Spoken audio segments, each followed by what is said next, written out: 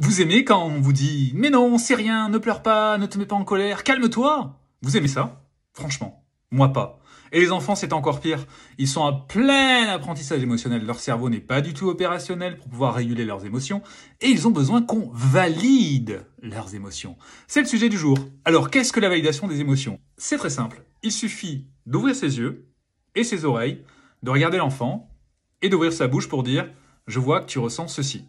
En fait, la validation des émotions, c'est une attention aux expressions émotionnelles de l'enfant. L'enfant peut avoir la mâchoire serrée, les sourcils froncés, peut trembler, peut pleurer. Et là, en tant qu'adulte, on ne va pas porter de jugement. On ne va pas dire « mais non, c'est rien ». On va simplement dire « je vois que tes larmes coulent, je vois que tes poings sont serrés, je vois que… » Bref, tous ces signes que l'on peut observer. Donc cela demande un peu d'attention. Et cette intention va être d'ailleurs perçue par l'enfant puisqu'il saura, à partir du moment où on va porter ce regard sur lui, qu'il est en confiance avec nous, qu'on n'est pas en train de juger ce qu'il ressent.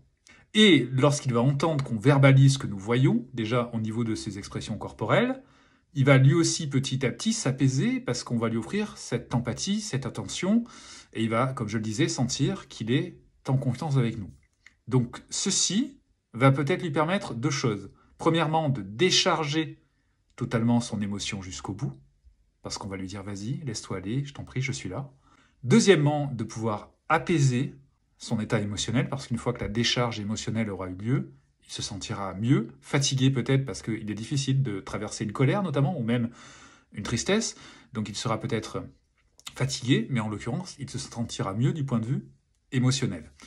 Et ce qu'on peut rajouter par-dessus cette validation des émotions, c'est la verbalisation de l'émotion. Si nous sommes sûrs de nous, ou si nous ne sommes pas sûrs, nous pouvons faire deux choses. Premièrement, émettre une hypothèse. Est-ce que tu ressens de la colère? Est-ce que tu ressens de la tristesse?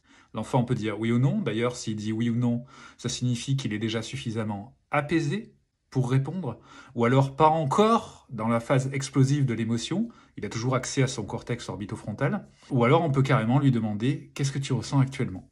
Voilà en ce qui concerne la validation des émotions. Et cette validation des émotions est très importante, comme je l'ai expliqué, parce qu'elle signifie que ressentir une émotion, c'est OK.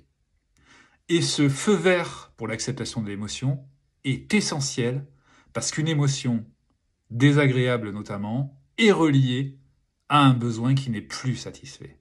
Donc dès que je sais que j'ai une émotion désagréable, dès que je la ressens, dès que je l'ai acceptée et accueillie, je peux me tourner vers mon besoin. Et une fois que mon besoin est de nouveau satisfait, hop, les émotions redeviennent agréables.